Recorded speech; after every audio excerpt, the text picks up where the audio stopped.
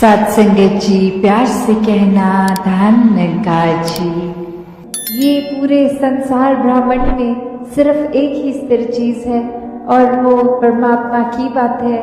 कि ये परमात्मा जो हम हर समय अंग संग देख सकते हैं, एक ब्रह्म ज्ञान की दृष्टि से निराकार से जब ये रूबरू रिश्ता बनता है तो हर समय का वास ये निराकार का होता ही है और जीवन फिर हर पल इसके एहसास में बीतता है। फिर मन के अंदर ये गुस्सा अहंकार जो चाहे पहले भी होता है और ये ह्यूमन इंस्टिंक्ट्स की जो बात है, ये एक जीवन जीने के लिए अगर ये ब्रह्म ज्ञान के बाद भी हैं तो फर्क बस यही होता है कि पहले ये सब बुरी चीज़ों के वश में हम हैं, अब एक कंट्रोल की बात कि अब हमारे वश में ये सब, चाहे वो क्रोध हो चाहे वो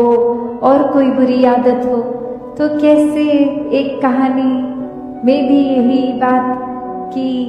एक इंसान जो सोने का काम जानता था, गोल्डस्मिथ, अपनी दुकान से निर्धारित समय जाता था आता था और वहीं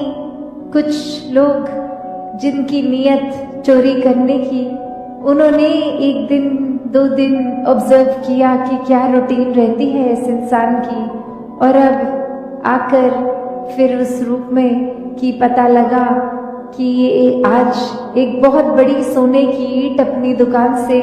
दुकान को लॉक करने के टाइम लेगा और जाएगा और रास्ते में हम वो चुरा सकेंगे। तो वो सब पूरा प्लान करके जब वो ये देखते हैं कि वो इंसान पैदल ही जा रहा है और वो ईंट हाथ में ही उठाए हुए है, और अब वो एक तरकीब सोचने की कोशिश करते हैं चोर कि क्या करें। उनमें से एक कहता है कि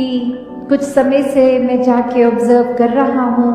इस इंसान को क्रोध बहुत आता है,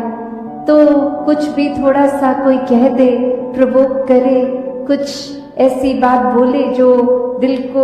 कठोर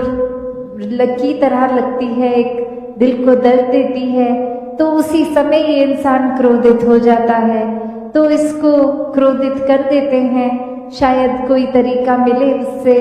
फिर वो ईंट लेने का। और वहीं एक एक करके कोई उसको आके कोई बात बोलता है, कोई कुछ बोलता है, कोई किसी तरह फिर उसके ऊपर कुछ पानी उड़ेल देता है, कोई उसके पैर पे कुछ सामान जोर से पटक देता है, कोई अलग अलग तरीकों से उसको क्रोध देने की कोशिश। और वहीं वो अपनी आदत से मजबूर इंसान एक थोड़ा सा भी एक स्टिमुलस मिलते ही वो क्रोधित भी हुआ और फिर किसी तरह पहले तो कम क्रोध में सिर्फ कठोर वचन बोले, फिर करते करते जब अंत में वो अपने आप को संभाल नहीं पाया तो उसको हुआ कि मैं कोई चीज से इनके ऊपर ये दर्द पहुंचाऊं, कुछ फेंकूं जोर से, और अपने हाथ में सिर्फ वो सोने की ईंट ही थी, वही उठा के जोर से मार दी।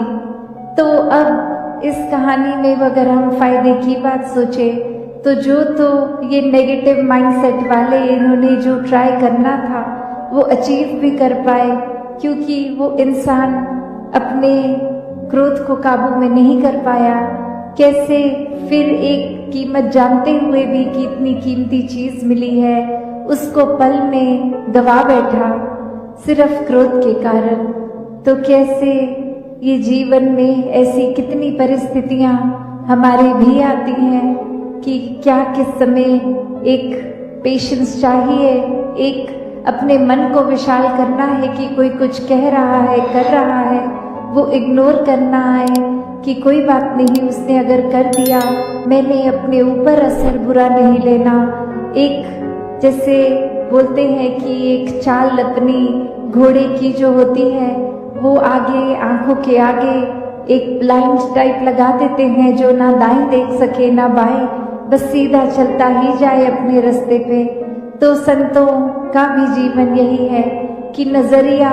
ये दिल दिमाग सब कुछ इस परमात्मा पे टिका लेते हैं, फिर कोई तारीफ करे या बुराई करे, कोई मधुर बोले उनके साथ या कड़वा बोले, उनका जो अपना स्वभाव है, अपनी संत प्रवृत्ति वाली चाल है, वो तो उसी तरह कायम रहते हैं। उनको अपने मन में ये पीस मिल गई, सुकून मिल गया, स्थिरता मिल गई, तो फिर एक बाहरली क्या ये चल रहा है कुछ भी, उससे फर्क नहीं पड़ता। मन की अवस्था वही कायम एक जैसी। संतों ने हमेशा ये चीज को भी हमेशा जोर दिया कि जीवन में एक पारिवारिक, सामाजिक जो भी कर्तव्य, रिस्पॉन्सिबिलिटीज हैं, उनको तो करते ही जाना है। कहीं वहां लापरवाही नहीं करनी कि मेहनत मुशक्कत नहीं, ऐसा नहीं है। मेहनत मुशक्कत तो करनी है, परिवार का पालन पोषण भी करना है, समाज के सुधार के लिए भी अपनी सेवाएं अर्पण करनी है। तो संतों ने कभी ये नहीं कहा कि संसार में रहते हुए संसार से आंखें बंद कर लो, पर संसार में रहते हुए भी संसार का रंग न चढ़ने दो। ये उतार चढ़ाव को अपने ऊपर इस तरह हावी न होने दो। ये जो भी एक इच्छाएं हैं, उनका होना ना होना एक बराबर रहे। एक मन में जो भी अक्सर हमारे जो इमोशंस आ जाते हैं, एक व्यवहार के तरह, एक सोच, एक किसी भी तरह से जो कभी गुस्सा, कभी कटुर वचन, कुछ भी जो हमारे ऊपर हावी होता है, तो उसको भी कैसे एक संतुलन बना के उनको अपने ऊपर हावी नहीं होने देना, ये बैलेंस की बात है। ये हर पल में एक चुनाव की बात है जो संतमती द्वारा आ सकता है, क्योंकि ये एक इंसान में विवेक, चेतनता, बुद्धि इनबिल्ट ही है। जिन्होंने अपने विवेक को इस परमात्मा के साथ जोड़ लिया, वो तो हर समय ही फिर इसी के एहसास में, इसी में बहते जा रहे हैं। उनके द्वारा फिर कोई भी कर्म एक गंदी नियत से नहीं किया जाएगा। वो हर समय कोई भी काम करते हैं, उसमें शुरुआत में ही परमात्मा को शामिल कर लेते हैं और हर काम फिर बहुत खूबसूरती से हो भी जाता है। एक जीवन को फिर हमने इतना ही अपने आप, अपनी ईगो से भर लिया, अपनी सोच से, अपने माइंडसेट को ही एक सही मानकर, तो कैसे इस जीवन में जब जिएंगे तो वो माया रूप यहाँ पे हावी होगा। क्योंकि when we are so full of ourselves, तो हम लर्निंग कहाँ से करेंगे, जबकि इस निराकार, इस दातार ने तो हर जगह इस कण कण से शिक्षा लेने का एक रूप दिया है। बस हमें वो रिसेप्टर बनना है कि ये हर जगह से जो शिक्षा मिल रही है उसको कैसे चैनलाइज किया जाए। तो ऐसा जो कर लेते हैं वो एक भक्ति हर समय की करते हैं, क्योंकि जब इस परमात्मा को जानकर, इसमें विश्वास करके, इसको हर समय अपने आसपास देखकर, फिर चाहे किसी ने कुछ भी कहा हो, तो ये भक्तों का जीवन तो डार्केस्ट क्लाउड में सिल्वर लाइनिंग भी देख लेता है। एक बिना गुण की चीज में से भी गुण निकाल लेते हैं। तो फिर जहाँ एक स्वाभाविक गुण बह रहे हैं, वहां से तो भक्त कितने ही अनेकों गुण निकाल लेंगे। तो ऐसा जीवन हमारा एक हो जाए ताकि हर तरफ से जो शिक्षाएं हैं वही मिले। वरना तो एक अगर अक्सर ऐसे भी जो उदाहरण देखने को मिलते हैं कि हमारी सोच, इसने तो कभी खत्म नहीं होना, हमारी इच्छाओं ने भी कभी खत्म नहीं होना। एक वो सेटिस्फैक्शन, एक कंटेंटमेंट की बात, ये तो माया का ही रूप। क्योंकि अक्सर हम ये भी सोच लेते हैं कि माया सिर्फ एक मटीरियलिस्टिक चीज है, माया सिर्फ जो आंख देख सकती है वही है, चाहे वो एक घर हो, पैसा हो, एक और चीजें। पर अक्सर ये जो सूक्ष्म रूप की माया है, जो एक ये सोच में भी आ जाती है, क्योंकि इस परमात्मा को इस पल में देखना है, इसको ये लिविंग इन द मोमेंट वाली बात, तो ऐसे बात पे ये जो इस पल में इस परमात्मा के एहसास में रहना, वो ही एक एहसास है। वरना तो ये सिर्फ माया रूप चीज़ों, वस्तुओं, रिश्तों से ऊपर ये सोच में भी आ जाती है। तो कैसे एक ये वही बात हो गई, जैसे एक कहानी भी है कि एक इंसान, उसको एक थोड़े से कुछ लोग मिले और आगे वो इंसान सारे जा रहे हैं, कहीं रास्ता खराब है, तो वो एक डिसीजन बनाते हैं कि will go ahead as a group, ताकि कोई बात है भी तो इकट्ठे कोई वो रास्ता आराम से निकल जाएगा। और फिर वही वो बातें चल रही हैं जहाँ हर कोई अपने जीवन के बारे में बता रहा है, अपने डिजायर्स, अपने गोल्स। एक इंसान उनमें से जो बहुत ही